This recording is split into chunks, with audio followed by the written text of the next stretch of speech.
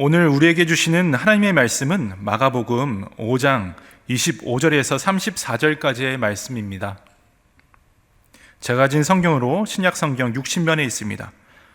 마가복음 5장 25절에서 34절까지의 말씀입니다. 다 찾으셨으면 계신 자리에서 한 목소리로 함께 읽겠습니다. 25절입니다. 시작.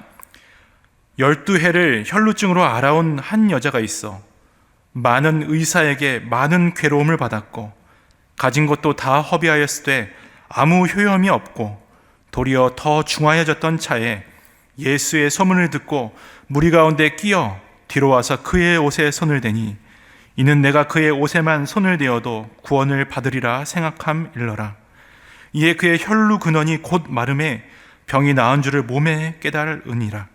예수께서 그 능력이 자기에게서 나간 줄을 곧 스스로 아시고 무리 가운데서 돌이켜 말씀하시되 누가 내 옷에 손을 대었느냐 하시니 제자들이 여짜오되 무리가 애워싸 미는 것을 보시며 누가 내게 손을 대느냐 물으시나이까 하되 예수께서 이 일 행한 여자를 보려고 둘러보시니 여자가 자기에게 이루어진 일을 알고 두려워하여 떨며 와서 그 앞에 엎드려 모든 사실을 여쭈니 예수께서 이르시되 딸아 내 믿음이 너를 구원하였으니 평안히 가라. 내 병에서 놓여 건강할지어다. 아멘. 아멘. 오늘 저는 믿음, 주변에서 중심으로라는 제목으로 본문 말씀을 나누기 원합니다. 말씀 나누기 전에 혼자 계시면 자신에게 또 혹시 옆에 가족들이나 주위 분들이 계시면 함께 축복하면서 이렇게 인사 나누었으면 합니다. 예수님은 우리의 소망이 되십니다. 예수님 믿으세요. 한번 해볼까요? 시작. 예수님은 우리의 소망이 되십니다. 예수님 믿으세요. 특히 우리 남성분들 혹시 남사스럽게 목사님 이런 걸 자꾸 시키시나 하시겠지만 사실 지금 이 인사 나누는 인사말은요 저의 인생에 가장 기억 남는 인사말이어서 여러분들에게 소개해드려 봤습니다. 많이 제가 말씀드려서 아시겠지만 저는 2005년에요 동부에서 유학을 시작하였습니다. 군대를 다녀오고 결혼을 한 후에 뒤늦게 다시 대학교 1학년부터 공부를 시작했습니다. 젊은데 뭘 못하겠어 라고 생각하실 수 있는데 건장한 학생들 옆에 끼어서 공부하려니 육체적으로나 정신적으로 따라가기가 참 힘들었습니다. 감정 자체도 지속적으로 다운되어 마음이 생각보다 힘들더라고요. 제가 선택하고 부모님 설득해서 여기까지 왔는데 학교에 가서 교수님이 숙제 하나 내주셔도 무슨 숙제인지 도무지 들리지가 않는 거예요. 그리고 완전하게 알아듣지 못해 옆에 있는 학생에게 이렇게 써서 종이에 써서 몇 번이나 이거 숙제 맞아? 이렇게 확인하곤 했습니다. 이런 제 자신을 보면서 들었던 생각은 과연 내가 여기서 할 수 있는 게 뭐가 있을까? 나도 멋지게 뭔가 해보고 싶은데 이 미국에서 단지 영원한 마이너리티로만 살아가야 하나? 이렇게 자존감이 떨어지고 이런 부정적인 것들이 저의 내면에 참 이렇게 쌓아 올라가더라고요. 그러던 와중에 가까운 공원에서 빌리그레함 목사님이 집회를 한다는 소문이 저에게 들려왔습니다. 한 걸음에 따라갔습니다. 정말 어마어마한 숫자가 미 전역에서 모였습니다. 그런데 이상하게도 이 집회 시간이 되었음에도 목사님이 이 강단에 올라오지 않으시는 거예요. 5분이 지나고 10분이 지나고 30분이 지나고 약 40분을 그냥 그 자리에서 기다리는데 빌리그레함 목사님이 드디어 등장하셨습니다. 그런데 앞에 이 보조기구, 이 디귿자 보조기구 있습니다. 그래서 이렇게 끌고 가는 건데요. 그 보조기구를 의지하고 사람들의 도움으로 올라오셨습니다.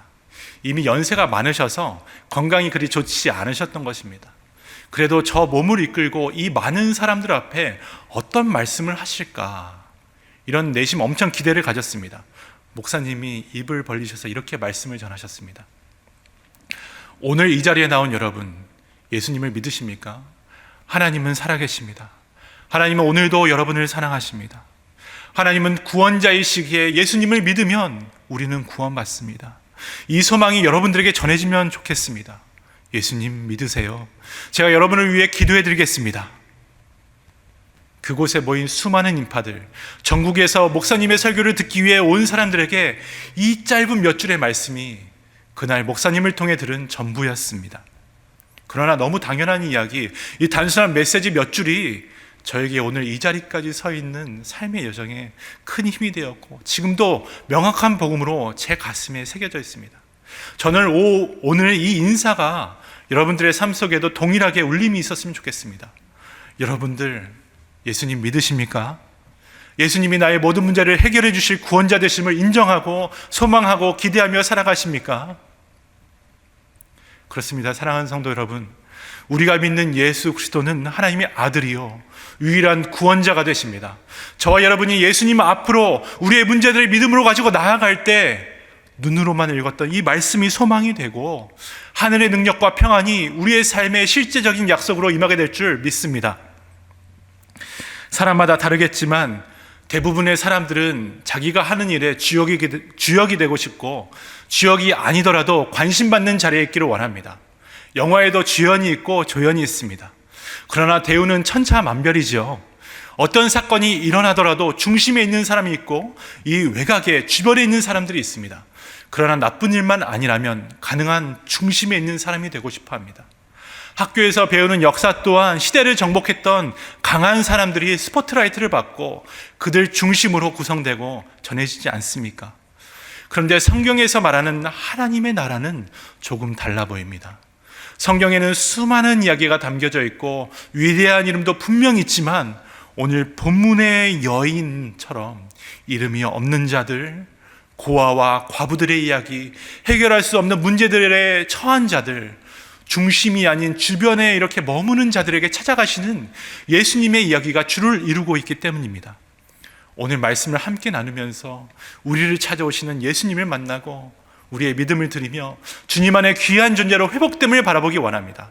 또 예상치 못한 일들로 마음과 몸이 모든 상한 이 시간들을 주님과 함께 소망, 승리의 삶으로 살아가게 되기를 간절히 바랍니다.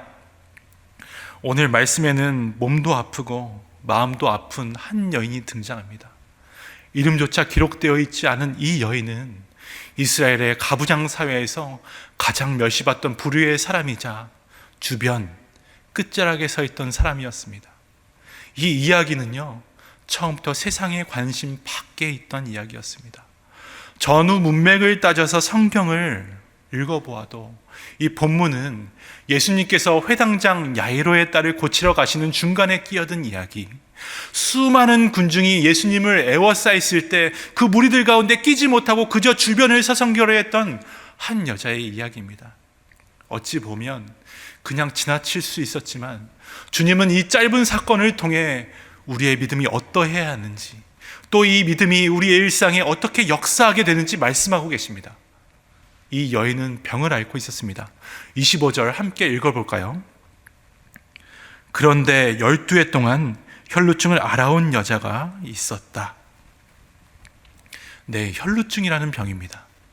잘 와닿지 않아서 요즘 의학적 병명으로 찾아보니 여성들의 부인병 중 하나로 만성 자궁출혈, 음부로 피를 흘리는 병이라고 합니다. 이 여인이 앓고 있던 혈루증은 예수님 당시 여성으로서, 아니 인간으로서 모든 가치를 박탈한 중병이었습니다. 왜 그렇지요? 그 근거는 아이러니하게도 성경에 근거합니다. 기억하시는 분들도 계실 텐데 레위기 15장에 누구든지 하혈하는 병이 있으면 그것으로 그 사람도 부정하다라고 규정한 율법이 등장합니다. 피는 생명을 의미합니다. 생명은 창조주이신 하나님이 주신 것이기에 생명의 근원이 사람의 몸에서 이렇게 빠져나간다는 것은 저주받은 인생이라는 말입니다. 이스라엘은 하나님이 정하신 율법에 따라 살아가는 민족이기에 이 규정이 이 여인을 너 부정하게 만들었습니다. 따라서 이 사람은 다른 누구와 접촉을 하는 것도 허락되지 않았고 가정에서부터 또 이스라엘 사회 중심에서 점점 멀어졌습니다. 당연히 예배 장소나 공공장소에 들어가는 것도 불가능한 일이었습니다. 혈루병으로 인하여 하나님이 창조한 사람으로서 누려야 할 가치, 행복, 삶의 의미를 잃어버렸습니다. 수치와 부끄러움으로 더 끝으로 밀려나가며 아무도 알아주지 않는 절망의 주변에서 맴돌며 고통과 괴로움 속에서 고독하게 살아야 했던 것입니다. 오늘 우리도 나뿐만 아니라 사회적 책임을 다하기 위해 조심하고 또 조심하면서 삽니다. 지난 7개월간 잘 지켜주셔서 많은 지표적인 부분에서 안정세에 접어들었다고 합니다. 그러면서 우리가 배우는 것은 사람은 절대 혼자 살 수 없고 관계와 공동체가 필요하다는 것 아닙니까? 집 밖 어디를 나가더라도 마스크를 쓰며 서로의 얼굴을 확인할 수 없게 되었습니다. 사회적 거리 6피트, 이 간격을 지키며 이웃의 온기를 느끼기 더욱 어려워졌습니다. 우리 자녀들은 더 심각합니다. 온라인으로 선생님들이나 담당자들이 최선을 다해 주어서 학습의 필요를 채워주고 있지만 학교 및 공공기관들이 문을 닫아 그 밖에 세상을 살아가는 전 인격적인 교육을 받기에 분명 한계가 있어 보입니다. 사역자들도 이 텅 빈 예배당에서 설교를 하고 사역을 해 나갈 때마다 벽을 보고 사역하는 느낌입니다. 항상 함께 자리를 지켜주시던 성도님들이 참 보고 싶고 그립습니다. 이런 것들이 많아서 쌓여서 그러서인지 어린아이서부터 연세 있으신 어른들로부터 가정상담 및 정신상담 요청이 엄청 늘었다고 합니다. 그런데 이 여인을 한번 보십시오. 무려 12년이나 격리의 생활을 하고 있었습니다. 유대 문화에서 10이라는 숫자는요, 완전수를 의미합니다. 본문이 12년이란 굳이 기록하고 있다는 것은 이미 병이 더 이상 치유될 수 없음을 의미합니다. 즉 성경도 이 여자에 대해서 희망이 없는 여인, 절망 속에 사는 여인이라고 정의를 내린 것이죠. 그렇다고 이 여인은 12년 동안 가만히 있었던 것만은 아닙니다. 최선의 노력을 다해 살았던 것으로 보입니다. 16절 함께 보겠습니다. 여러 의사에게 보이면서 고생도 많이 하고 재산도 다 없앴으나 아무 효력이 없었고 상태는 더 악화되었다. 그녀는 수동적인 삶을 살지 않았습니다. 매우 적극적으로 세상에 매달렸습니다. 12년 동안 명의란 명예를 다 찾아다녔습니다. 최신 의술과 좋은 약자들을 찾아 의지도 해보았습니다. 수고와 고생이란 고생을 다 했지만 아무런 효험이 없었고 오히려 점점 병이 안 좋아졌습니다. 건강과 그의 내면뿐 아니라 그녀가 가진 물질도 재산들도 다 허비되었다고 기록합니다. 아마도 부모에게서 받았을 얼마간의 유산도 많은 의사를 의지하고 찾아다닌 수고와 노력에 다 잃어버린 것이죠. 그 괴로움, 절망, 상상이 되십니까? 세상 그 무엇도 진정으로 도움을 주지 못했습니다. 아무도 돌보지 않아서 외로웠고 그 어느 누구도 그녀에게 참으로 너는 필요한 존재야, 소중한 존재라고 말해주지 않았습니다. 가까이 가지도 않았습니다. 이미 막다른 골목에 이르러 죽지 못해 사는 인생이었습니다. 마치 끝자락에 서 있는 여인처럼 이런 분들이 우리 주변에 참 많이 있습니다. 애를 쓰면 쓸수록 덫에 빠진 것처럼 더 나빠지는 것, 이상하게도 여러 가지 일에 한번 얽히면 이 낚싯바늘에 꿰인 것처럼 몸부림칠수록 더 어려워지는 것이 마치 우리 이민자의 삶 같아 보입니다. 좀 사람답게 살아보려고 자신과 가정을 위해 7일씩 쉬지 않고 일하다 보면 건강이 안 좋아지고 어떻게든 이것을 이겨나가 보려고 하면 신분의 문제가 발목을 잡기도 합니다. 그나마 자녀들을 잘 되길 바라는데 이제 언어가 안 통한다고, 말이 안 통한다고 가정에서부터 벽이 생기는 우리의 삶, 또 코로나와 같이 예상치 못한 일로 엄청난 피로감과 무기력, 절망감이 쌓여가는 모습에 우리 힘으로 어쩔 수 없는 한계를 만날 때가 너무나 많습니다. 이런 절망에서 벗어나고 싶지 않은 사람이 어디 있겠습니까? 그래서 이리저리 주위를 둘러보고 소문을 붙잡습니다. 잘 안 되고 무너질 때 우리는 비로소 시시콜콜한 주위의 소리에도 귀를 기울이게 됩니다. 주위에 들리는 소식 중 하나는 세상으로부터 오는 소리입니다. 너 힘들지? 그러니 여기에 너를 위한 최고의 방법이 여기 있다며 이것저것 나열합니다. 그러다 실패하면 술로, 이성으로, 도박으로, 아니면 다른 무언가로 아픈 곳을 덮을 수 있어. 너 괜찮아. 이렇게 자꾸 사람들을 유혹합니다.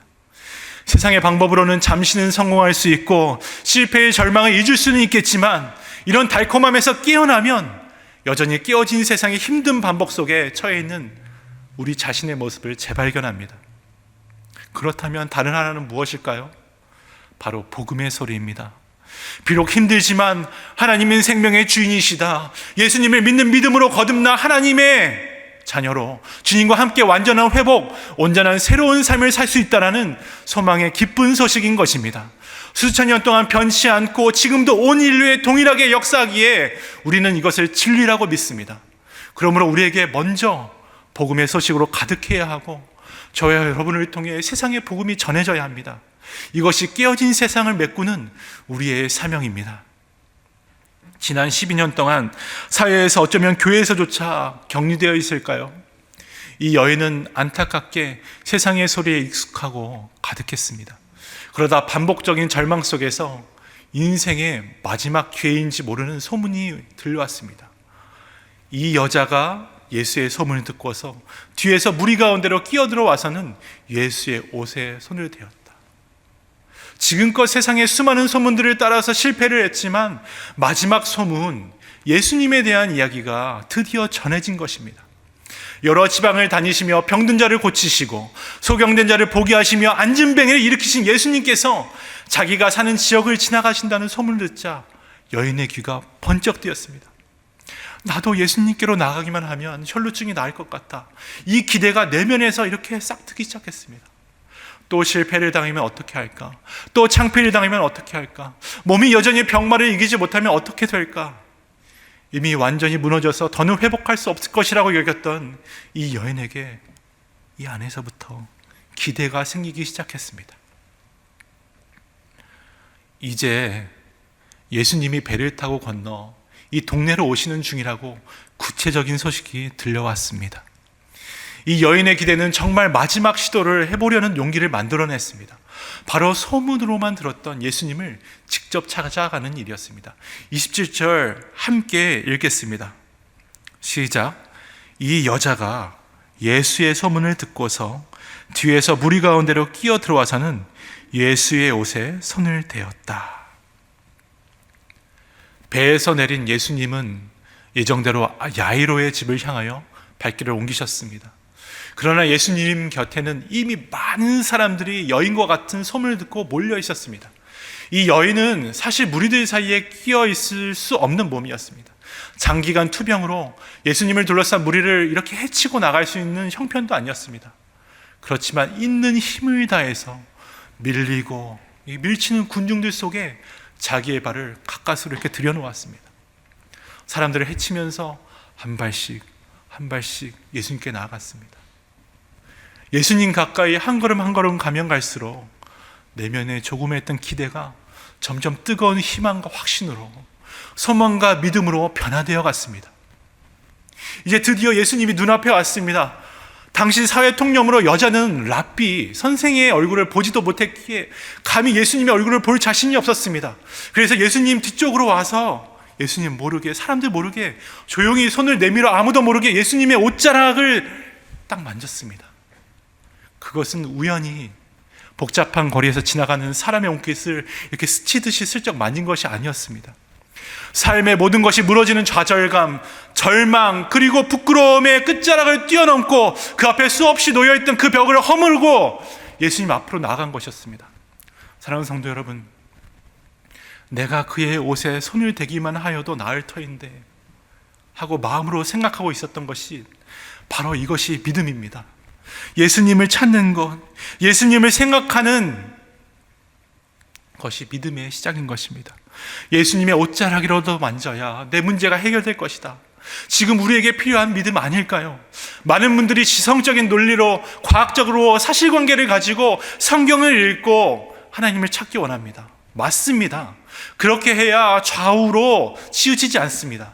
그러나 우리 주님은 그러한 세상 모든 것 그 위에 주님을 향한 소망과 믿음으로 우리의 인생을 걸어보라고 하십니다.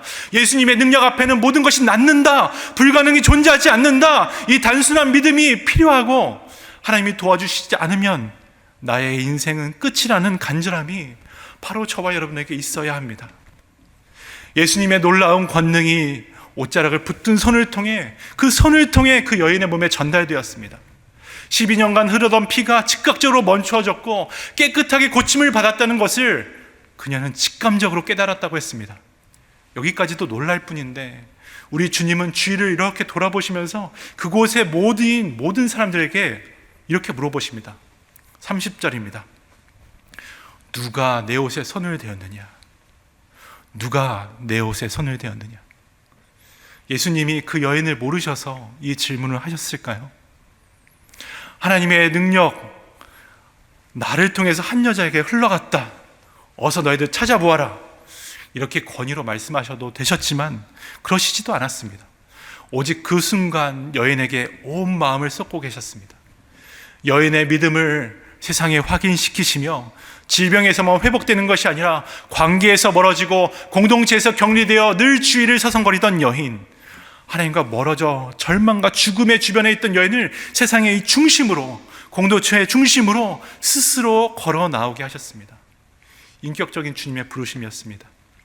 이 부르심에 12년 동안 격리되어서 사람들 앞에 자기의 소리를 낼 수도, 온전한 모습으로 서 있을 수도 없던 여인이 세상 앞에 온 인류의 중심 되시는 예수님 앞에 나왔습니다. 그리고 엎드렸다고 했습니다. 33절입니다. 함께 보겠습니다. 보니 두려워하며 예수님 앞에 엎드려 모든 사실을 여쭈었다. 성경에서 엎드림은 주인 앞에 내 생명을 바친다는 말입니다.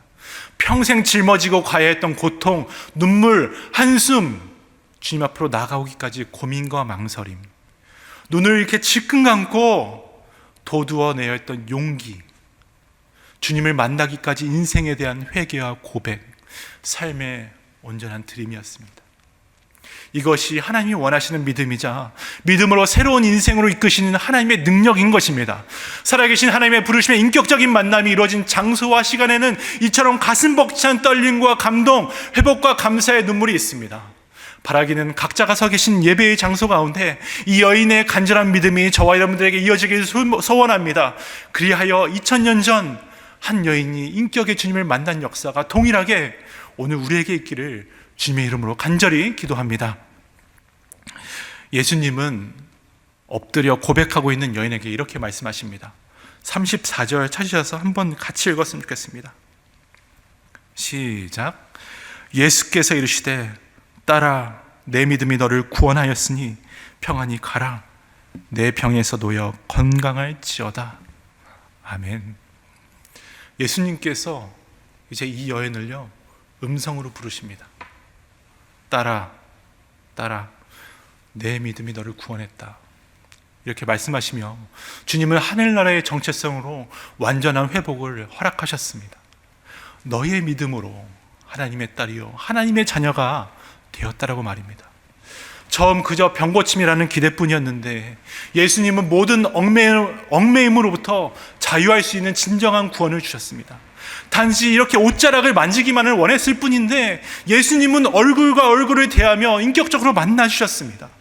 하루하루 아프지만 않게만 살아도 좋다고 신음했는데 예수님은 딸아, 딸이라 사랑으로 부르시면서 앞으로 너의 삶은 하나님 아버지께서 보호하시고 책임져 주실 것이라고 세상에 직접적으로 선포해 주셨습니다. 더 나아가 예수님은요 그냥 가는 게 아니라 평안히 가거라 하면서 세상과 공동체, 일상으로 담대히 걸음을 내디디라고 명령하셨습니다. 내가 너와 함께하니 이제 더 이상 피 흘림도 없이 생명을 빼앗아가는 더 이상의 혈루증도 없을 거야. 더 이상 아무런 도움과 희망을 주지도 못하는 의원들과 사람들의 괴롭힘 없이 살고 소중한 재산을 다 탕진하고 빈궁해질 필요도 없이 하나님의 평안과 함께 오늘을 담대히 살아가라 라고 축복의 삶으로 인도하셨습니다. 주님의 인도는 세상과 동떨어진 곳이 여전히 깨어진 이곳이지만 하나님의 은혜 앞에 살아가기에 하나님이 주시는 평화, 샬롬의 하나님 나라를 맛보며 살 수 있는 것입니다. 또한 세상을 향해, 이웃들을 향해 주님과 동행하는 인생이 아름다운 인생이요 진정한 평안의 삶이라는 것을 증거하도록 보냄을 주셨습니다. 이와 같이 예수님 앞에 나오면 어떤 사람도 거절당하거나 포기되는 사람은 없습니다. 그 누구라도 버려지지 않습니다. 오늘도 사랑으로 한 분 한 분 찾아가 주신 주님을 믿고 의지하십시오. 하나님의 자녀로 새로운 값진 인생을 살아가는 하늘의 증거가 우리 가운데 있기를 축복합니다. 말씀을 맺습니다. 수많은 사람들이 예수님께 왔다 갔다 하며 종교적으로, 의식적으로 혹은 호기심으로 인간적인 생각에서 그리스도를 만져보지만 주님의 능력은 모두 체험할 수 없었습니다. 그러나 우리가 오늘 말씀을 통해 꼭 기억해야 할 것이 있습니다. 그러나 예수님은 바쁘신 가운데도 절망에 빠진 사람들, 희망을 잃어버린 사람들, 인생을 포기한 사람들에게 소망과 살 길이 되어주신다는 사실입니다. 인생의 끝에 있는 한 여인에게 찾아가셔서 주님이 서 계신 중심으로 부르시며 완전하고 온전한 하나님의 자녀로 인도하시고 회복시켜 주셨던 예수님이 지금도 동일하게 저와 여러분, 가정, 여러분의 일터, 여러분의 공동체에 산소망으로 인도하고 계시다는 사실입니다. 이 소망을 붙들고 하루하루 믿음으로 견디고 날마다 하나님의 평안으로 살아가는 우리가 되길, 우리 LA 상익교회가 되기를 주님의 이름으로 축원합니다. 아멘.